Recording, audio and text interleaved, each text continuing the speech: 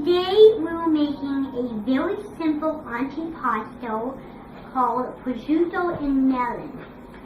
Now, prosciutto is a very salty ham that is kind of a cross between ham and bacon. This ham is cured in Emilia-Romagna.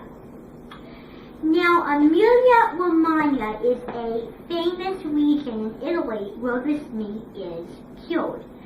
But just because it's cured doesn't mean cured is the only way you will have it, or it is the only way prosciutto is good. Because cured is just like they put like little stuffing in the meat to make it to add more flavor. So this book right here is called The Silver Spoon Children. Now, The Silver Spoon Children is a cookbook we're going to be using that has all sorts of different kid Italian recipes. Now, this recipe we're going to be looking off so we don't make any errors while making prosciutto and melon. So, this is right here. Lunches and snacks, right here. So we're going to go to the very first page here. And the very first page says the recipe that we need to do. So I'm going to read it to you, and then we're going to start cooking. So prosciutto and melon. Prosciutto is a delicious kind of ham, and its salty flavor goes very well with this sweet melon. In this popular appetizer or antipasto, choose small white melons for this recipe so that they are easy to cut. Cantaloupe and honeydew are best, but any type is good. Cantaloupe are round, with pale green bumpy icon and delicious orange flesh inside. Honeydew melons are often bigger and slightly more oval and have yellow-green skin and pale green flesh. Now let's look at the recipe. Now, for the making of prosciutto and melon, we need 2 small white melons, which we have, that's right here. We also need 1 12 slices of prosciutto and 2 or 3 slices for each person, because prosciutto and melon is supposed to be only for like 3 people, not 2, because this is not a main course. This is just a little antipasto, so I'm not going to close this book because I don't want to mess up while making it. Now, we're going to talk about the melon first, because as prosciutto sits, they say it gets stinkier. So let's talk about melon. So you can make melon balls, which we did here, but I thought that would be a little harder to make because if we dig down deep, it ruins the orange flesh. So we're only going to kind of decorate it like 4 slices. So I'll show you how that goes along once we make the interior of the dish. So, to cut a melon, you need to know this, because otherwise your melon will not be the way you intend, or will not be the way it will look in this book here. So we're going to cut down the middle, and don't try to press on it. Just kind of go gently. So you might have to move some because it might come out all toast. So then cut maybe like 1 more slice here. That was too small, but it'll be alright. So we have 4 slices. We really don't need much melon because in this book it only has like 3 slices. We don't need very much. So we're going to put our melon on this bowl here. Then we're going to bring over our other bowl And we're going to cut again.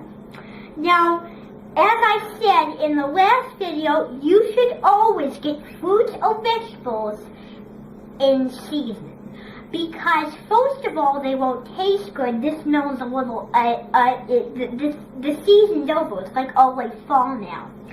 But the most important thing is you really want a nice, juicy, soft melon, because then it'll be easier for you to cut.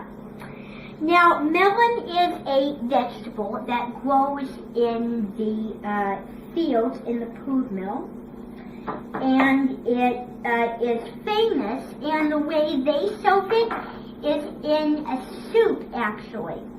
Because in the food mill, they make a very classic dish called soupe à l'anglaise. Soupe à l'anglaise means soup with chopped up melon on top. Because a lot of their soups are really spicy. Because they put sriracha, they put all different kinds of hot peppers. So what they're trying to do, that's not a very good slice, so I'm going to just get rid of that.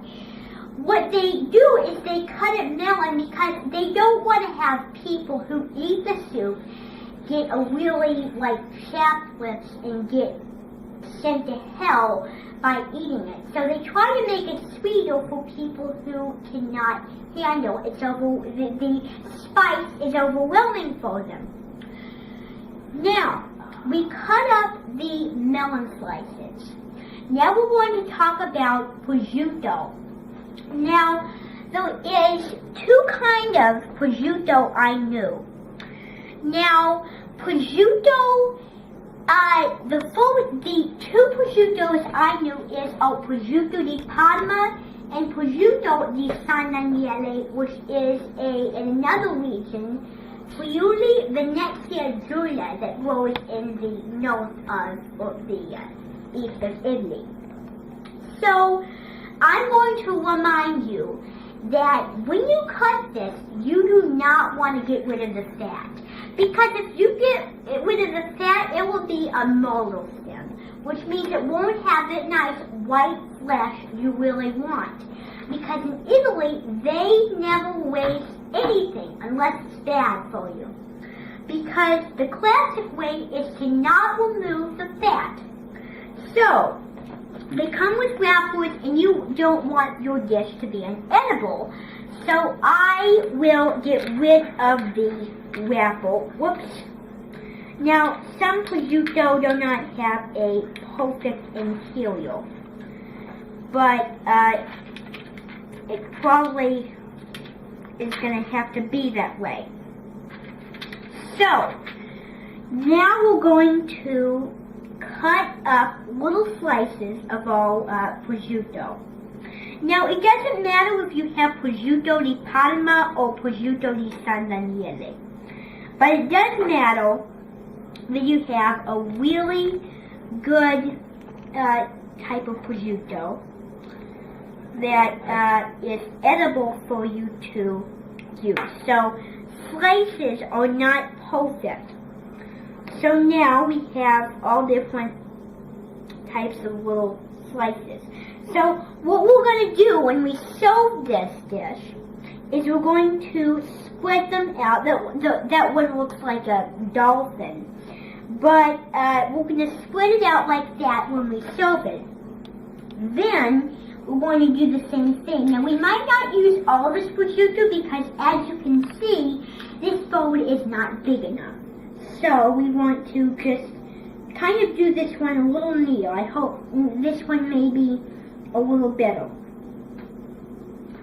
Yeah, that's more neat. So then we're going to put the prosciutto on the bowl. It really doesn't matter what kind of prosciutto you use. Now, just cut. Now, it doesn't matter how you cut, it just matters how you taste. It might not be the neatest. But yeah, it's going to have to be classic looking. So there. Then I think we might have room for like one small prosciutto slice here.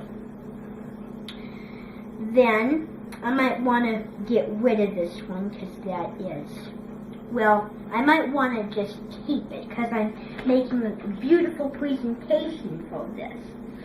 So now we're going to put the prosciutto on the bowl and cut even slices. And it looks to me like I'm not a master cutter. I was going to do a sashimi cut. Now a sashimi cut means you're cutting very thin.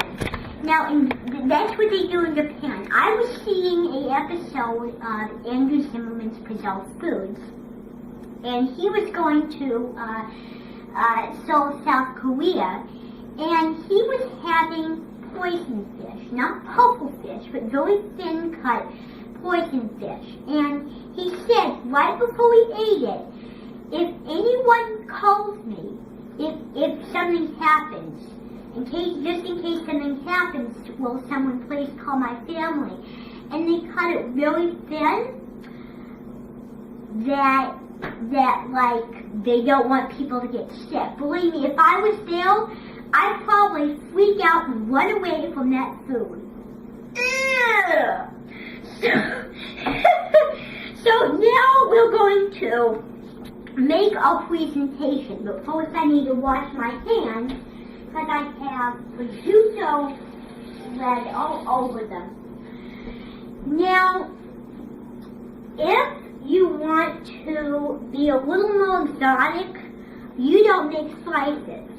But here, as you can see, they made slices. But if you want to give the lily, you put honey on it and then have a beautiful presentation. Because savory and sweet really makes a really good dish combination. So this is how we're going to do it. So we're going to make like a little bed. So what we're going to do is we're going to take one of these prosciutto slices and put it on the plate. Then we're going to do the same thing with this one. And then just keep layering until you have a nice even prosciutto slice here. So then put the prosciutto. Now I think sashimi slices are really beautiful because believe me, if you go to Seoul, South Korea or any place in Asia, you will always see sashimi cut, most popular in Japan. So now we're going to just continue layering our plate with slices. Now if you're not the neatest, it's okay. It's not like a royal command, but you really have to be neat about this. Then, after you have all your slices on your plate, this is what you're going to do. You're going to take your melon slices and set them on top of the prosciutto. So make a really bad. Now this is a really good trick if your slices are not that neat. So I am going to try to block all the spots that are not the best, not perfectionist cut. So we're going to still make a little bed. Now it says in the book that cantaloupe and honeydew are best for this. But I'm going to remind you that any melon is fine. I wish I had more melons. Then, last of all, we're going to decorate our melon balls around the plate, around the exterior of the plate. Now, this kind of looks like a false coast, and yeah, it can be kind of crowded. But the important thing about it is it has to look beautiful and it has to taste good. That's where you want to go. So, this is your prosciutto and melon plate. And until I see you again on Ethel Cody, see you next time. And next time, I'll be making one of the most simple, favorite desserts, a root beer float.